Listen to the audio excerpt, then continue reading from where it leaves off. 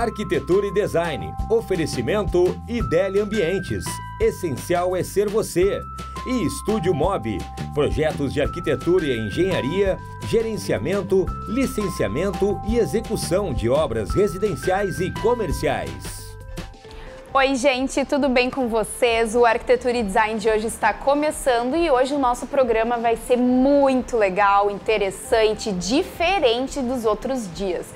Como hoje à noite temos o primeiro Grenal da Libertadores, trouxemos essa temática para conversar um pouquinho com o arquiteto que fez intervenções dentro do Beira-Rio. Tem muita coisa bacana para a gente conhecer lá do Clube Internacional. E também, como estamos na Semana Empreendedora Feminina, todo dia estamos trazendo alguma imagem forte para conversar conosco, estamos aqui com a nossa convidada, Andréa Saad. Ela é mentora de carreiras e vai compartilhar um pouquinho, dar algumas dicas para as pessoas realmente se encontrarem. Primeiramente, Jaque, boa tarde. Boa tarde, Andréa. Muito obrigada pela tua presença. Seja bem-vinda ao nosso programa. Olha, eu que agradeço muito esse convite. Para mim é uma honra estar aqui com vocês. Muito obrigada. Que isso, a tua temática assim é encantadora, né? A gente fica assim com todos os poros abertos a tentar entender um pouco mais e tentar a gente mesma se conhecer um pouco mais profissionalmente, né, Andréa? Com certeza. Conta um pouco para nós como é que começou essa tua lida para este universo, nicho, né? O despertar para esse exato. universo, assim, para tu conseguir ajudar as pessoas assim que às vezes não conseguem se encontrar na carreira. Então, começou que eu errei na escolha profissional. Na minha primeira escolha profissional, eu me formei em Ciências Contábeis e cheguei a trabalhar um tempo no escritório com o meu pai, mas não era o que eu queria, eu não me sentia feliz, eu não me sentia confortável. Eu não sabia também o que eu queria no lugar. E confesso para vocês que em alguns momentos a arquitetura me brilhava os olhos. Olha! Eu gosto muito dessa parte de interiores, sempre me interessei muito por decoração, gosto muito de arte, então tem um vínculo bem forte. Mas naquela época eu não tive oportunidade de estudar arquitetura. E também não sabia o que eu queria no lugar de contábeis. Até que um dia eu tive uma oportunidade de trabalhar como secretária municipal de saúde do município do interior aqui do Rio Grande do Sul, que se chama Alpestre. E eu era muito jovem ainda, tinha 19 para 20 anos naquela época. Também conciliando com o trabalho no escritório do meu pai, com a faculdade em Ciências Contábeis. E aí eu comecei a despertar por trabalhar com pessoas. Estar envolvida com pessoas, relacionamento, palestra, né? Curso, exatamente. E aí eu comecei a dar esse olhar, mas eu demorei um tempo ainda para realmente fazer essa troca. Eu fiquei insistindo um pouco ainda na contabilidade até que eu vi que não, era isso. Aí eu fui para o meu mestrado, aí eu fiz uma carreira acadêmica e depois tive agora minha carreira de empresária, empreendedora, tenho minha própria empresa e trabalho com desenvolvimento humano. Ajudo as pessoas a se encontrarem na carreira, a crescerem na carreira, a desenvolverem sua marca pessoal também, a se posicionar no mercado. Então é isso que eu faço. Que pensa só, né? A gente se forma com 17 anos no colégio, e já tem aquela pressão da sociedade, querendo ou não, assim, escolha o que tu quer ser pro resto da tua vida. Exato. E às vezes naquela emoção do momento, claro, as pessoas têm que escolher, né? E aí depois se encontram nessa dúvida, será que eu escolhi certo? Eu fui pro caminho legal? E eu acho que é nesse momento que talvez as pessoas criam essas dúvidas e fica a dificuldade de se encontrar realmente na carreira, né, André? Eu sempre digo para os meus clientes, para os meus alunos, que o quanto antes perceberem que não é aquilo que eles querem, melhor, né? Melhor. E que rompa, porque às vezes a gente fica naquela, meu pai está pagando a faculdade, está investindo nisso, eu já faz 2, 3 anos que eu estou estudando isso, agora voltar atrás, vai ficar complicado, enfim. Até uma questão de coragem, tu realmente se impor na sua própria vida para mostrar que não é isso e que tu tem que mudar o rumo, realmente. Exatamente. Né? E também a qualquer tempo, porque eu acho que independente do tempo que a gente está atuando em determinada área, determinada carreira ou profissão, se a gente vê que não é aquilo, que não está feliz... Que não está feliz, né? Exatamente. Eu acho que vale a pena fazer uma mudança né? Claro. Fazer uma mudança para realmente se potencializar, para viver bem e feliz, porque afinal, a maior parte do tempo a gente está trabalhando. Exatamente. Exato. Agora imagina tu ter todo esse tempo em algo que tu não está curtindo, que tu não vá de bem com a vida, né? Que tu vai para um local de trabalho que talvez tu também não passe essa energia boa para os teus próprios colegas, né? Então é importante tu te posicionar, tu potencializar, te conhecer primeiro, né? É isso que eu ia dizer, né? Eu acredito isso. que, assim, nos diferentes trabalhos e profissões, a gente tem muita experiência, vivência dentro. Mas a partir do momento que a gente se autoconhece, a gente sabe realmente o que a gente gosta de fazer, o que a gente não gosta e o que a gente não faria todos os dias. Exatamente. Por exemplo, eu trabalhava em escritório, batia ponto, etc. E eu vi, não é pra mim. Eu não gosto disso. Então, tem uma veia empreendedora também? Tenho. Mas então, assim, as pessoas também se autoconhecerem e ter essa coragem de realmente romper, né, André? Eu acho que é fundamental. O autoconhecimento, eu sempre digo que é a chave do sucesso, como uma metáfora, né? Sim. Porque quando a gente se conhece, a gente conhece os nossos talentos, as nossas forças, as nossas características pessoais e a gente tem já um caminho, uma tendência do que pode dar mais certo, que a gente pode gostar mais de fazer. E isso é bem importante, inclusive na hora de uma decisão de carreira, com 17 anos. Sim. A gente prestar atenção nessas coisas que gosta de fazer. Só que, às vezes, isso não acontece. E eu sei porque eu sou mãe também, e a gente força os nossos filhos a aprenderem aquilo que eles não gostam, aquilo que naturalmente eles não têm como talento, porque na cabeça da gente tem que ser um pouco de tudo, tem que ser bom em tudo. Sim. E isso é um grande equívoco. Com certeza. A gente pode ser medianos em alguma coisa e ótimos em outras. E se a gente se encontrar nessa nossa natureza... É o mais perfeito, exatamente. Né? E a qualquer tempo, eu acho que a gente não pode ter vergonha de voltar atrás. Sim. A gente não pode ter vergonha de retroceder. Às vezes as pessoas, assim, por terem uma idade mais avançada, pensarem, já que eu já fazem tantos anos fazendo isso, não vou mudar. Mas aí vivem felizes. É um grande equívoco. Eu, com frequência, dou aula, encontro pessoas ou clientes com mais idade, maturidade profissional, às vezes 15, 20 anos de profissão, de carreira dentro de determinada área, que estão totalmente insatisfeitos e infelizes, mas que não têm, às vezes, a coragem de romper, né? Exatamente. Mas porque é difícil esse processo, né? É difícil. Não é fácil. E como tu ministra nas tuas aulas, né? Como tu consegue conquistar esse novo posicionamento da pessoa? São técnicas que tu abrange? Como é que tu passa essa informação para que a pessoa tenha essa caída de ficha, vamos falar assim? O primeiro passo, eu acho que, como eu falei antes, é o autoconhecimento. Quando a gente se identifica com os nossos talentos, com as nossas características pessoais, com o jeito verdadeiramente que a gente é. Porque eu vejo um equívoco, às vezes as pessoas querem dar certo fazendo algo que um outro colega faz que dá muito certo para ele.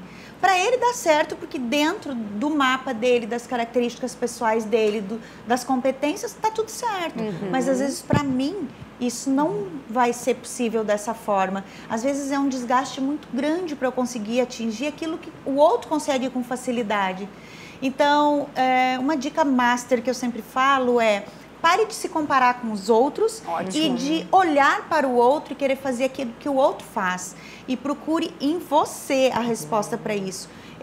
Sou uma pessoa mais introvertida, mais extrovertida? Eu sou uma pessoa que trabalho e funciono bem no meio de outras pessoas ou sozinha? Como eu trabalho, como eu gosto de entregar aquilo que eu faço. E o bacana é que, como tu sendo mentora de carreiras, tu pode ajudar a pessoa a fazer essa autoanálise, né? Porque às vezes a pessoa nem sabe que ela pode realmente se analisar dessa maneira para descobrir seus pontos fortes e pontos fracos, Exatamente. Né? E uma outra coisa também que a gente faz muito nos cursos, nas aulas, é fazer com que a pessoa entenda o sentido daquilo que ela está fazendo. Claro. Ela tem que estar alinhado a esse propósito, estar aberto aos valores. A isso, né? Tem que ter sentido. Ela tem que acordar na segunda-feira e entender que ela está fazendo algo que é significativo para ela e para outras pessoas. E às vezes as pessoas procuram um significado também fora. ou querem algo assim extremamente grandioso como um significado do seu trabalho. Mas eu sempre falo que todos os trabalhos são extremamente importantes e significativos e que naquilo que a gente estiver fazendo, a gente vai estar contribuindo com o outro, a gente vai estar prestando serviço, a gente vai estar ajudando o outro. E tudo é uma construção, claro, né? Não quer dizer que tu vai começar já lá de um topo, exato. não. Existe uma construção, é uma soma de situações até tu chegar no momento que tu já estás no momento ideal, né? Eu acho que você falou uma coisa importante. Antes de ajudar alguém, a gente tem que ajudar a si mesmo. Então, é bem importante que você entenda isso. Claro. Você saiba o que você está fazendo, que é o seu conhecimento, que você tem habilidade, que é o treino, tanto que você já praticou aquilo para conseguir fazer com mais maestria o seu trabalho, e o querer fazer. A vontade, o desejo, né? a vontade, Claro. o gostar de fazer. Isso também tem que ser muito forte, que é o que vai Exatamente. mover essa coragem de mudança, né? Aí, quando isso tudo está alinhado, aí sim se voltar para o outro. Boa. Aí, então, agora, de que forma eu vou entregar melhor o meu trabalho para o outro? Exatamente. Gente, temos algumas fotinhos para mostrar para vocês. Vamos aproveitar e já soltar no ar. E a gente pode ir comentando, André. Claro. Essas fotos são fotos que eu tenho imagens e alguns textos do meu Instagram. Eu compartilho também algumas reflexões sobre carreira. Aí, nessa frase, por exemplo, oportunidade de dança com aqueles que já estão no salão. É bem motivacional, assim, né? Muito, né? Porque a gente tem que estar preparado. Claro. A gente tem que estar preparado para a oportunidade. Mais do que isso, a gente tem que criar as oportunidades. A famosa boa sorte. Não Livro existe. sensacional, que todo mundo deve ler. O que eu digo assim, a gente tem que estar preparado, mas a gente tem que ir atrás da oportunidade. Criar, né? A gente Criar tem as que criar as oportunidades. Ou alternativas. seja, quando tu entrar nesse salão, tu tá querendo ir, né? É isso. Exatamente. Tem que estar proporcionando isso pra ti mesmo. Eu acho que essa segunda frase, ela fecha com isso também. Para vencer o jogo da vida, você precisa correr o risco de perder, sim. Quando a gente abre uma empresa, quando a gente se aventura numa carreira, numa profissão... Tem que ter essa ciência, né? Que a gente pode errar, Claro. que tá tudo certo se fracassar. O grande medo da humanidade é o fracasso e a crítica. Então, as pessoas ficam, às vezes, presas sem avançar por conta de que os outros vão dizer caso não dê certo. Claro. Que certeza você tem em relação ao seu futuro? Nenhuma. Ainda mais num mundo tão VUCA como a gente está hoje, né? Volátil, mudanças frenéticas. Essa é uma frase que eu gosto muito e eu sempre falo para os meus alunos, para os meus clientes. Às vezes as pessoas, elas ficam muito ansiadas querendo ferramentas, técnicas, métodos para fazer algo dar certo, para aplicar ou para replicar. E muitas vezes não aplica, né? Exatamente. Não se coloca na linha de frente, então acumula muito conhecimento, mas na ação... Exatamente. Eu sempre digo assim, o que importa é o que você faz com aquilo que você tem de conhecimento, de ferramentas, de métodos, e não a quantidade disso que você tem. Perfeito. Exato.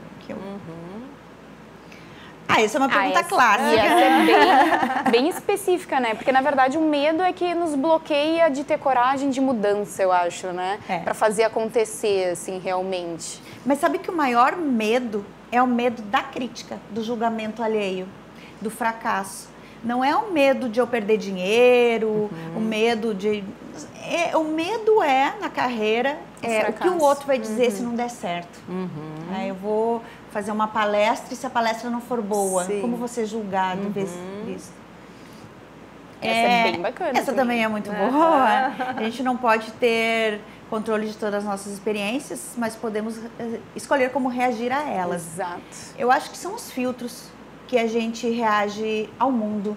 Então, se eu for fazer um trabalho e me expor à crítica, ao julgamento, isso é natural. Eu vou passar por isso. Eu posso dar certo, posso dar errado. Agora, o tempo que eu permaneço sofrendo pelo errado é que me sabota. Se eu aprender com aquele erro e reagir rápido... Tu aprendeu com ele, né? Claro, tu aprendeu com ele e exatamente. vamos para o próximo degrau. Exatamente. Né? Esse é um livro bacana que a gente lançou, eu lancei em parceria com outros colegas também do desenvolvimento humano, que a gente fala de soft skills, que são as principais competências hoje de liderança. E o meu capítulo é o capítulo de tomada de decisão. Boa. Então ali eu criei uma ferramenta que ajuda a pensar de uma forma mais estratégica a tomada de decisão, que serve muito para a empresa, para a carreira e também para a vida pessoal. Com certeza, muito legal. Muito bom. Essa também é uma frase que eu gosto, porque às vezes as pessoas, elas se comparam com o outro e desmerecem as suas conquistas, aquilo que conseguiram alcançar ao longo do tempo.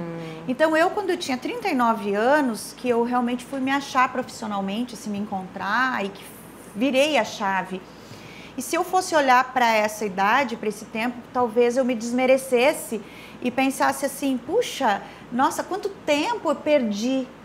E, na verdade, é um processo que a gente precisa passar para chegar ao ponto que a gente chegou de maturidade profissional, de conhecimento, de poder partilhar isso com outras pessoas de uma maneira mais eficaz também. Então, a gente olhar para os nossos fracassos, para os nossos avanços, nossos retrocessos, com o viés de tirar aprendizado deles, eu acho que é a grande sacada. Com certeza. Porque imagina se tivesse só algo muito linear, né? Muito linear. Cadê o aprendizado também, né? Nas derrubadas que tu vem com mais força, né? Exatamente. E aprendendo a cada etapa. Gente, vou aproveitar, vou chamar um rápido intervalo, mas na volta a gente vai continuar conversando com o André. Então segura aí que a gente volta já já.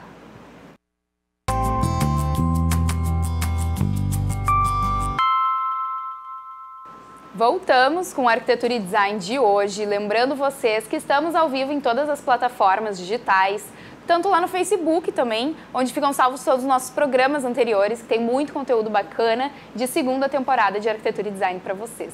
Estamos conversando então com a Andréa Saad, mentora de carreiras aqui conosco.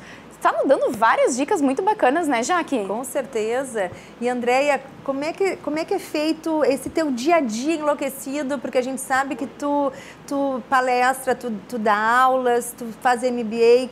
Como é que é essa tua relação a nível Brasil? Que deve ser um dia muito, né, enlouquecido. Puxado, assim, puxado. Né? Realmente, a minha logística é bem complexa. Então, eu tenho também 2 casas para gerenciar, eu tenho família, uma parte da família em Porto Alegre, uma parte no interior do Rio Grande do Sul e trabalho no Brasil inteiro. Então, eu entrego o meu trabalho através de cursos, de treinamentos, muito trabalho em company, dentro das empresas, desenvolvendo lideranças, desenvolvendo carreiras dentro das próprias organizações. Também trabalho com aula de MBA, pós-graduação aí pelo Brasil. E por incrível que pareça, eu gaúcha, colorada, torcendo pro meu time hoje, trabalho muito mais fora do Rio Grande do Sul do que no Rio Grande do Sul. Aqui mesmo. Mas tem planos para estar mais presente em Porto Alegre com os cursos também, né? Tenho, já damos um spoilerzinho. Se Deus quiser por aí. Exatamente, vou sim. Vou reservar uma agenda bem especial para o Rio Grande do Sul, para eu poder também ficar mais próximo da minha família, dos meus amigos e poder estar curtindo mais aqui. Muito legal. E, André, a gente sabe também, tu comentou conosco, sobre cursos para os arquitetos, focados em arquitetos, né? Me dá alguma dica específica, assim, sobre a carreira, como que os arquitetos também podem gerenciar as pessoas do seu escritório? Então, independente da formação, mas aqui, claro, a gente está falando mais de arquiteto, é importante que o profissional pense na sua carreira como um negócio. Primeiro ponto é ter mente empreendedora. É você olhar para a sua carreira, sendo ela independente, autônoma, ou sendo ela vinculada a um emprego formal dentro de uma organização e entender que a sua carreira é um negócio, é a sua empresa. E ter estratégias para crescer na sua carreira como se ela fosse, de fato, a sua empresa. Como vender esse produto e serviço, exatamente, né? Então, identificar qual é o seu público, qual é o seu público-alvo, qual é a sua proposta de valor, o que é isso, o que você entrega, qual é o problema do seu cliente que você resolve, qual é a necessidade que você atende, que forma o seu cliente vai chegar até você, como ele vai ficar sabendo do seu trabalho e qual é o tipo de relação que vocês vão estabelecer para fazer com que essa entrega aconteça de uma forma mais... É um modelo de negócios. É um modelo de chegar negócio. e montar realmente passo a passo e não simplesmente abrir um escritório à la louca, não. Tem que ter realmente um planejamento, uma estratégia, né? Exatamente. O que são as minhas atividades chaves, o que eu faço, o que eu preciso fazer diariamente, o que verdadeiramente depende de mim, o que eu posso delegar. Quem vão ser meus parceiros chaves, aquelas pessoas que vão me ajudar a fazer a melhor entrega do meu trabalho. Claro. Porque a gente sabe que dentro do escritório de arquitetura, tu tem todo um aporte de projetos complementares, né? É tudo um grande conjunto. Então, a tua equipe não é somente a tua equipe. Tu tem que também formatar parcerias com outras empresas, outros escritórios que complementem o teu trabalho. Exatamente. Eu acho que é escolher aquilo que você faz bem, com facilidade e que gosta de fazer. E aí ser muito especialista nisso. Identificar o público que precisa disso que você tem para entregar e fazer com que ele chegue até você, aí através dos canais de comunicação, de marketing, de relacionamento, network, enfim. Indicações também, que é muito forte nesse meio da arquitetura e do design, né? Se tornar conhecido e aí poder entregar melhor o seu trabalho. Muito bem. Temos algumas fotos, né, para mostrar a Andréia. Olha só, um gráfico básico, né? Esse é meu aplicativo que eu coordeno meus voos. Isso aí foram 136 mil quilômetros, eu acho, aéreo ano passado. Nossa. E quase todo o Brasil aí que eu tive a oportunidade, a honra de conhecer pessoas e desenvolver pessoas, trabalhar com vários públicos de diferentes formações, né? Engenheiros, arquitetos, médicos, áreas, advogados, enfim, área de saúde. Uma riqueza isso, uma riqueza né? muito grande. Alguns exemplos. Aí um trabalho que eu fiz na Claro, em parceria com outros 2 colegas, a Renata Livramento e o Flávio Costa, que a gente tem um game de desenvolvimento humano que tem o viés sustentado na psicologia positiva. E a gente criou juntos. Ai, legal. E a gente estava executando trabalho para Claro do Brasil, alguns gestores lá em Brasília. Aí em Florianópolis, Plenitude. Aí pessoal de TI. Legal. Pessoal de TI lá em Florianópolis. E o bom que é quando esse assunto desenvolvimento humano realmente não é nichado para uma profissão. Não. É para todas, né? É porque todo mundo precisa disso, né? Independente do curso que for. Se foi uma aula de pós-graduação também em Manaus, pelo IPOG. Muito legal, Foi né? muito bacana também. Aí uma aula de comunicação estratégica, storytelling, gestão de conflitos. E aí dentro do IPOG, que é uma pós-graduação, tu dá como se fosse uma cadeira da pós. São várias. Por exemplo, tem o Plenitude, que é desenvolvimento humano. Então, somos em 30 professores no Brasil que trabalham essa disciplina, eu sou uma delas. E aí tem algumas cadeiras específicas, um curso, por exemplo, de gestão de pessoas, que eu trabalho, e também de psicologia positiva. Legal. Mas todas elas é para o desenvolvimento humano, desenvolvimento de competências, desenvolvimento de... Enfim. Aí meu Instagram, quem quiser me seguir, compartilhar comigo, Andréa Saad. E aí é legal que vocês já têm várias frases motivacionais, né? Quem estiver aí seguindo a Andréia, dá pra se motivar cada vez mais. Eu na gosto carreira. de fazer com que as pessoas realmente reflitam. Claro. Aí uma palestra que eu tive a oportunidade de trabalhar com mulheres contabilistas lá de Manaus também. Ai, que legal. E aquilo que eu estava falando antes. Que interessante a gente chegar num tempo profissional e dizer que bom que elas me chamaram pela referência contábil que elas tiveram. Olha só. Sim. Né? Então, não é perdido. Pra tu ver como não é perdido. Claro, Exatamente. não é perdido. Eu já fiz trabalho para o CRCRS, incrível aqui também. Vários, na verdade, congressos e palestras para mulheres e para esse nicho contábil. Gente, olha Que só legal. o público. Aí Sim, tinha lotado. umas 4 mil mulheres no encontro de mulheres. Que legal. Em Espumoso. Olha, Foi numa aqui no cooperativa, Mulheres Rurais. Foi muito bacana. Esse evento foi incrível, Que legal. marcou muito a minha vida também. São vários. Aí também um evento que teve também aqui no Rio Grande do Sul para mulheres contabilistas, o Encontro Nacional. Que Foi bacana. muito bacana, tive a oportunidade de participar também. Aí um evento em Brasília, de mulheres. Trabalho muito com mulheres. Pois é, isso que eu ia te perguntar. Tu Amo acredita muito. que os teus clientes são mais mulheres do que homens? Mesclado? É que, não sei, as mulheres estão buscando mais, as mulheres estão mais presentes nas aulas de pós-graduação, as mulheres Mais estão empoderadas também, né? exatamente, mais presentes, mais elas estão arriscando mais, elas estão empreendendo mais, o que eu acho incrível. Com certeza. Então, eu acho até meio natural, assim, não fui eu que escolhi esse público, mas eu tenho uma afinidade muito grande. E eu acho que é um questionamento também forte da mulher, né? Porque ela, com toda a parte de profissão, a parte de lidar com filhos, a parte de lidar com a sua casa, então ela e o pessoal também, né? Ela com ela, né? Então eu acho que ela fica mais incitada realmente a saber como gerenciar tudo isso, né, André? Exatamente. Até eu criei uma palestra agora, mais recentemente, agora faz 2 meses, e estou ansiosa para começar a executá-la, que é Não Deixa a Peteca Cair. Mas, dando spoiler aqui... Olha, ótimo. A gente gosta. Na verdade, deixa a peteca cair. Deixe mesmo a peteca cair, porque às vezes eu sei, porque eu falo com experiência própria, de mãe, de dona de casa, de profissional, de... Né, com acúmulo de muitos papéis, como muitas outras, e que também em alguns momentos tive uma ânsia de querer ter filho e ao mesmo tempo querer crescer na minha carreira e ao mesmo tempo querer fazer 1000 coisas. Então, o Não Deixa a Peteca Cair, que é Deixa a Peteca Cair, escolha uma coisa por vez. Claro. E dê foco para aquele momento e curta aquele momento.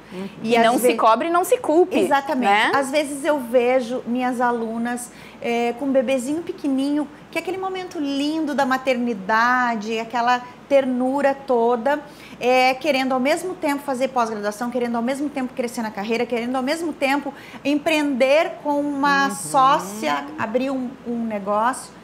Não que não dê certo, vai dar, porque a mulher consegue fazer, dá tudo certo. A questão é a ansiedade que se estabelece e o momento que ela deixa, muitas vezes, de curtir aquele momento que é especial. Então, tá tudo certo se ela resolver recuar um pouquinho da sua carreira nesse momento para curtir a maternidade, curtir a família. Tá tudo certo também. Eu acho que a gente se cobra muito enquanto mulher.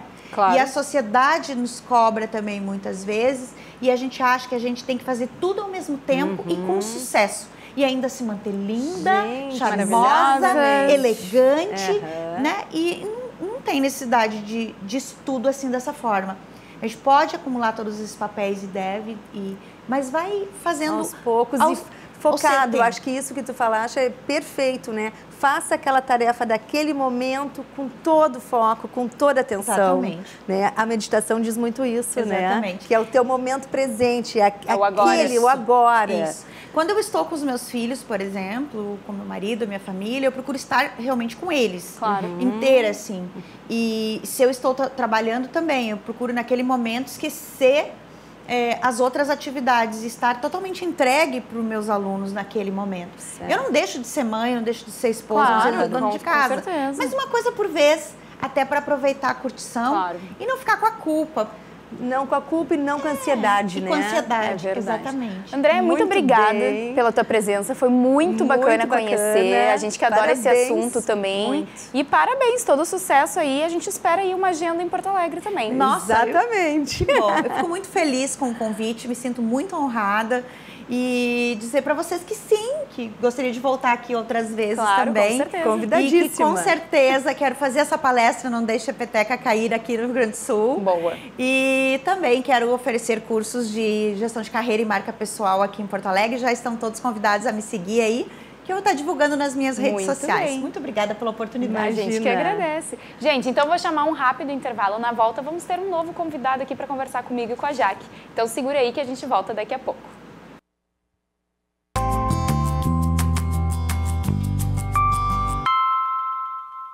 Voltamos com a Arquitetura e Design de hoje, com toda agora essa temática voltada ao Grenal hoje à noite. Nós fizemos o convite também para o pessoal do Grêmio, porém como hoje está toda essa função do jogo ser lá na arena e tal, eles não tinham a disponibilidade de vir conversar conosco, mas com certeza oportunidades não vão faltar. Então, convidamos aqui o arquiteto Fernando Balvede, um dos responsáveis, então, pelas obras do Beira-Rio. Tem muita história bacana para nos contar, né? Primeiramente, seja bem-vindo ao nosso programa. Muito obrigado. Obrigada pela presença. Sócio-diretor da empresa Hype no estúdio. O escritório que eu fundei, eu sou um dos fundadores do escritório, né? Não sei, vocês querem ouvir um pouquinho da história do queria estádio, entender como é que a Hype chegou no Beira-Rio, teve esse convite para fazer toda essa obra bacana. Tá, então vamos lá, é uma história bacana, uma história bonita, uma história curiosa e consumiu quase 8 anos. Os primeiros 8 anos do escritório foram praticamente trabalhando dentro do estádio para o Internacional. Então a coisa começou assim. Finalzinho do ano de 2006, o nosso escritório, a Hype, tinha pouco mais de 1 ano de existência. Eu tinha talvez 1 ano de formado, né? Eu fui um dos primeiros sócios formados. Num jogo do estádio, eu encontrei um cliente nosso, evidentemente de projetos menores, né? Fiquei conversando com ele e ele me informou, ele era membro da direção do clube, conselheiro, que o clube estava formando uma comissão de obras cujo objetivo era viabilizar uma cobertura para o estádio. Era o sonho de todo mundo cobrir o Beira-Rio. Né? E ele nos convidou para participar dessa comissão. Nós fomos lá como arquitetos, a comissão eram basicamente engenheiros civis do clube, isso era novembro de 2006. Nós começamos a participar das reuniões e começamos a dar ideias de como cobrir o estádio, né? Fazer estudos rápidos, demonstrar formas viáveis de cobrir o Beira-Rio. Mais ou menos em janeiro de 2007, a gente já havia chegado na solução estrutural que está lá hoje. Né? Aquelas folhas, né, por falta de palavra melhor, aqueles módulos estruturais que eram construídos fora do estádio, colocados um a um, casando com a estrutura existente do estádio, criava uma cara nova para o estádio, né? Todo mundo sabe isso. E dentro dessa comissão, todo mundo estava super empolgado com o nosso trabalho e se chegou à conclusão que é hora de mostrar para a cúpula, para a diretoria do clube e ver que caminho isso aqui vai ter. Foi agendada a reunião com a presidência e toda a gestão do clube da época para abril de 2007. E entre o novembro de 2006 e esse abril, quando a gente chegou para apresentar para a presidência o projeto de cobertura, eu sou frequentador do estádio desde pequenininho, né? Eu costumo dizer, eu não sei o primeiro jogo que eu vi no estádio, porque o meu pai me levou no colo dele. Exato. Que amor. E nós chegamos lá, apresentamos a cobertura para a presidência, para toda a cúpula da presidência. Todo mundo adorou o projeto da cobertura, foi um êxtase a reunião, a gente vai construir isso. E nesses 6 meses de trabalho a gente tinha chegado à conclusão que o estádio estava sofrido, estava velho, eram 40 e poucos anos de um estádio típico brasileiro, um estádio que foi construído para aglomerar gente, né, lá na década de 60. Não se pensava em conforto, segurança, como se pensa hoje. E nós mostramos, o estádio está assim, o estádio não está bom. Fazer essa cobertura super high-tech no estádio do jeito que está, não é uma boa ideia. Não é uma coisa coesa inteira, exatamente, né? Então ali era um próprio momento de também intervir. Quem sabe a gente reforma o estádio inteiro e nós mostramos um plano. Aproveitar a oportunidade também, já vai fazer uma reforma. Exato. A cobertura seria uma obra grandiosa. Sim. Então, vamos reformar o estádio inteiro. E nós mostramos para eles um plano de revitalizar o estádio inteiro. E todo mundo gostou. Eles nos deram um sinal verde. Isso era abril de 2007. E aí eu costumo dizer, tudo se alinhou. Um mês depois, o ministro dos esportes veio a Porto Alegre, era o Orlando Silva na época, e ele tinha uma agenda no Grêmio, tinha uma agenda na prefeitura com o Fogaça, e tinha uma agenda no Beira-Rio. No Beira-Rio a gente apresentou para ele o projeto de reforma, ele gostou, que bonito. E aí, em agosto de 2007, 3 meses depois, a FIFA envia 4 técnicos de Zurique para fazer a primeira inspeção se o Brasil poderia sediar a Copa do Mundo. Bem desse momento, exato. Bem disso. O Internacional nos ligou, a FIFA vem tal dia, tem que apresentar em inglês, vamos lá.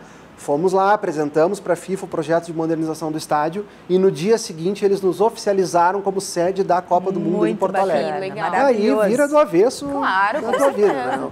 Eu costumo contar, no dia seguinte nos ligaram do Inter dizendo, agora vamos ter que tirar do papel. Claro, agora tem que tirar do papel. Sonho realmente também, né? E essa questão do material, né? Tem toda aquela estrutura, tu falaste bem, é todo um projeto high-tech. Como é que foi esse desafio? Porque aquilo é uma membrana, né, Fernando? Como é que foi o desafio de chegar neste material? Bom, de escolher, né? Esse processo de escolha. E ter ele presente, né? Porque ele não é um produto nacional. Não é. Isso foi um desafio monumental. Isso foi assim, Nós estudamos diversas formas de cobrir o estádio e a gente chegou nessa cobertura que está hoje lá construída, né? São 65 módulos estruturais de aço.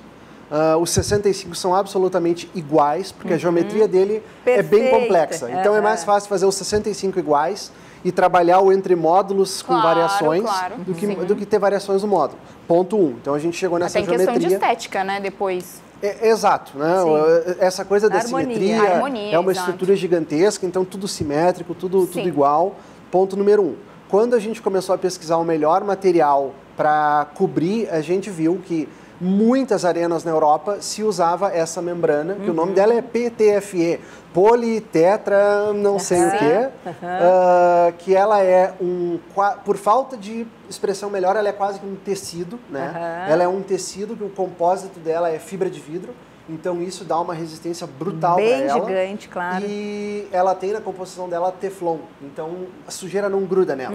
Então é um material leve, é indicado para vãos grandes, para grandes coberturas. E facilita também manutenção e limpeza, né? E esse era o ponto fundamental, Sim. a limpeza e a manutenção da cobertura, que é próxima de zero pelo teflon na composição do tecido. A gente está vendo algumas fotinhos aí, algumas fotos da época da obra, isso aí já deve ser 2012. Apareceu também aquele pôr do sol maravilhoso que o Beira-Rio é contemplado, né, gente? Aí, a gente teve um problema muito grande. Aí, essa foto é muito bonita. A gente teve um problema muito grande, que o material é importado, né? Sim. Não existia obra de PTFE no Brasil.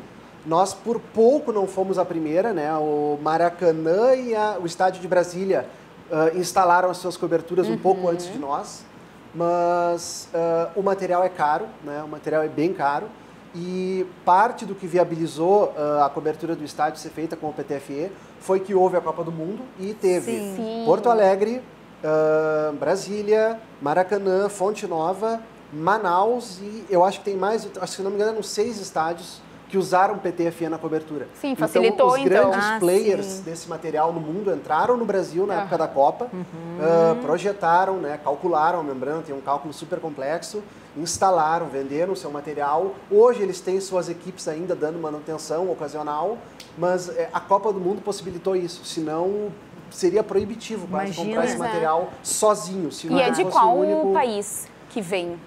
A membrana, a empresa que fez a membrana é alemã, é a Hitex, e eles fabricaram a nossa membrana, a do Beira-Rio, na fábrica deles na Tailândia. Que legal, muito legal. Então foi um trabalho multidisciplinar gigantesco, envolveu empresas internacionais, teve consultoria internacional para o cálculo estrutural dessa membrana, para a fabricação da membrana, né? É uma história, foi complexo, foi um desafio gigante para todo mundo, né? O Internacional, quando buscou a sua parceira para fazer a obra em 2011, a Andrade Gutierrez, eu acho que para a própria Andrade Gutierrez, a cobertura foi uma obra bem à parte, né? Bem desafiadora, mesmo para uma empreiteira do porte deles, né? E eu acredito que tenha sido um marco também na tua carreira, e começar aí a vida profissional já com isso. Nós tivemos esse grande break de fazer o estádio logo no primeiro ano da nossa carreira. Imagina. Praticamente os primeiros 5 anos do escritório, até ali foi 2011, dedicado a isso. Full time dedicado ao estádio. Né? Ainda mais tu aí, colorado, que com essa admiração deve ser muito gostoso, né? Os fundadores do escritório são todos colorados. Era uma diversão, a gente não sabia se estava trabalhando. A vibração estava direto ali. Gente, vou chamar um rápido intervalo, mas na volta vamos continuar descobrindo um pouquinho mais sobre a obra do Beira-Rio. Então segura aí que a gente volta já já.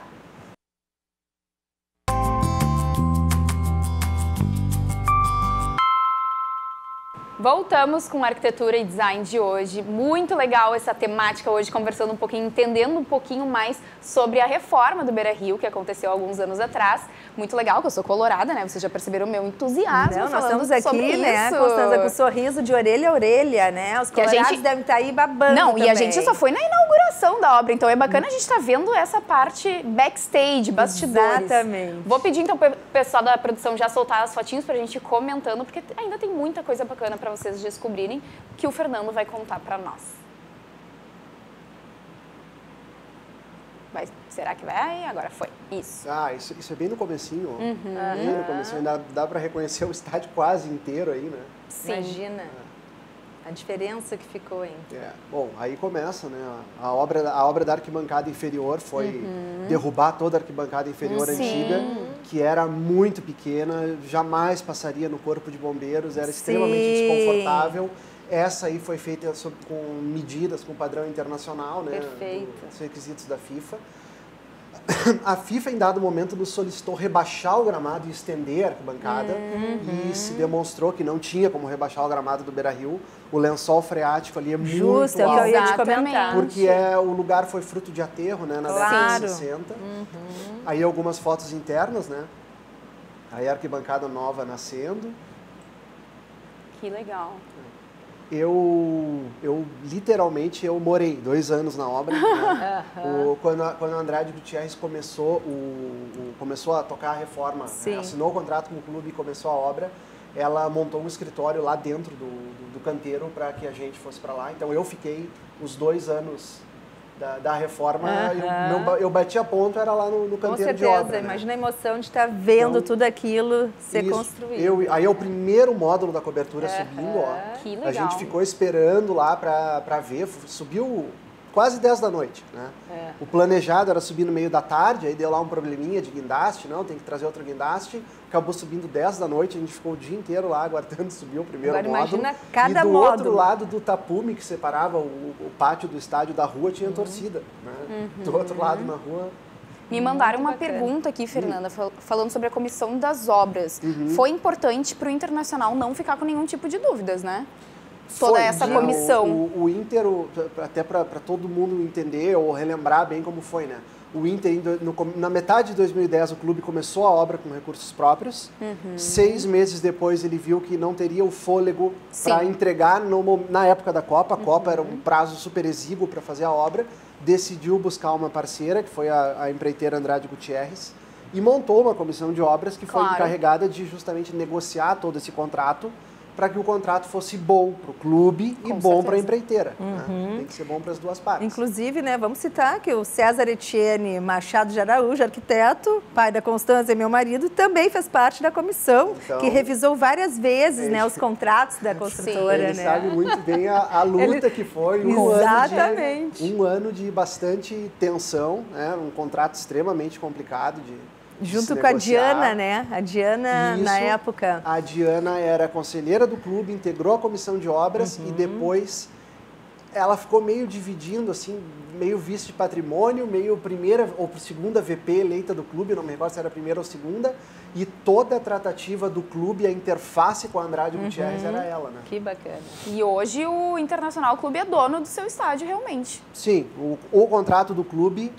o clube tem uma parceira comercial, que é uma empresa chamada Abril, que é uma empresa cujos acionistas são Andrade Gutierrez e BTG Pactual, que era o investidor na época, né? E a Abril tem exploração comercial de camarotes, alimentação, shows, mas a propriedade do estádio é do Internacional. É do Inter. Olha essa é uma foto que eu acho maravilhosa. É um close na cobertura, né? A cobertura além dela ser bonita ao vivo, ela é extremamente fotogênica. Exatamente. Na televisão, quando dá aqueles ângulos... Fica incrível. Dá um replay de um gol, mostra ela de baixo, assim, ela é muito fotogênica. Essa foto eu acho maravilhosa também. E realmente ficou a cobertura do estádio, né? Que era o objetivo. Aí então, a inauguração, estávamos presentes. Foi um baita espetáculo, né? Realmente. E comentando exatamente da luz, né? Porque aí o estádio está vermelho. Iluminação. Ela tem toda uma questão de pensamento de iluminação para ela, né? Que vai mudando, ela conversa com a cidade, com o momento da cidade. E até a questão da cor variar, foi uma coisa, uma felicidade do acaso, né? Nossa ideia original, quando a gente mostrou para o clube o uso da membrana do PTFE, essa membrana tem 2 propriedades muito interessantes. Primeira, que de dia ela faz a luz do sol difundir dentro do estádio. Então dá uma iluminação muito agradável dentro do estádio de dia. E de noite, quando joga qualquer luz nela, ela reflete muito bem. Por ela ser branca também facilita, branca né? é a propriedade da superfície dela. Do material. Então a nossa ideia original era jogar a luz vermelha nela e o estádio ficar vermelho de noite. Sim. E aí no momento de compra de equipamento e definição, surgiu a possibilidade de todo o sistema de iluminação do estádio ser RGB. Sim, então é uma gama gigantesca. Ele joga qualquer cor. E essa foi uma felicidade que o clube teve. O clube hoje pode sediar um jogo da seleção brasileira, deixar o estádio verde e amarelo. Já temático. Pode deixar o estádio cor-de-rosa no Outubro Rosa. É que daí trouxe essa parte mais conversa com a da cidade. Cultura também, de outros assuntos para introduzir o clube junto. Acabou dando a felicidade de o estádio é uma estrutura tão grande, tão gigantesca, tão monumental, que ele é uma presença constante na paisagem da cidade. Não tem como não ver o Beira-Rio de vários lugares da cidade. Não, e chegando de voo à noite, tu vê aquela maravilhosidade também, fica emocionado, né? O fato do clube conseguir trabalhar a cor dele da forma que quiser é fantástico na paisagem da cidade à noite também. Que bacana. Muito Eu vou legal. te dizer assim, ó, que tem muitos colorados, estou recebendo algumas mensagens aqui delirando. Tipo o teu Dindo, né, Luiz Felipe Carvalho. É verdade, deve Teu estar pai adorando. também, Sim. ou seja, é bacana de perceber, né, toda essa questão de como surgiu, de como a arquitetura, né, foi pensada e como foi viabilizada e estando aí, né, até hoje, maravilhosa para muitas gerações. Eu me recordo que para nós isso aí foi muito curioso, que a gente pegou o ascendente desse projeto quando as redes sociais começaram a exponencialmente crescer, né, no mundo todo. Então a gente via em fóruns de torcida do Inter o pessoal falando em módulo, membrana, a torcida falando coisas técnicas de projeto, ao invés de estar discutindo time, futebol. Amanhã vão instalar a membrana, aí alguém postava um vídeo de como é a membrana. Isso aconteceu muito ao longo da obra. Né? Que legal. Foi bem curioso para nós, acho que foi assim, extremamente positivo para nós, sem a menor dúvida, para o clube. O clube ganhou um estádio de padrão internacional. É verdade. Para a cidade de Porto Alegre, a Copa do Mundo, acho que ninguém discute, foi uma festa, foi sensacional. Virou um ponto turístico também, por toda essa estética, essa beleza, né? Então, com e certeza. hoje o estádio aparece na paisagem, né? O estádio é uma presença constante no skyline de Porto Alegre. Eu deveria até ter mandado a foto, eu até esqueci, mas eu costumo brincar que a nossa honraria, a nossa grande honra foi no ano de 2016, quando os Rolling Stones vieram tocar em Porto Alegre, o pôster da turnê era o Beira-Rio. Porque eles sempre escolhiam algum ícone da cidade onde eles iam tocar. Então o pôster de Buenos Aires era o Obelisco, o pôster do Rio era lá o Cristo e o Pão de Açúcar. E nós aqui. O pôster de Porto Alegre era o Beira-Rio, era a silhueta do Beira-Rio. Fernando, parabéns, muito obrigada por ter vindo compartilhar esses bastidores conosco. E aí tu fez história já em Porto Alegre. Com certeza, grande sucesso. Muito obrigado. E estás convidado também, eu sei que o escritório dele tem projetos belíssimos. Com certeza, e aí, futuramente vais voltar também para contar mais de outros projetos. Com todo prazer. Gente, então nosso programa de hoje chegou ao fim. Nós hoje à noite vamos torcer para o Colorado, vocês também têm os times de vocês, vamos fazer a festa hoje, porque, querendo ou não, é o primeiro Grenal da Libertadores, né? Então vamos todo mundo assistir e torcer. Nosso programa chegou ao fim, mas amanhã estaremos de volta ao vivo às 2 horas aqui para vocês. Um beijão e até amanhã.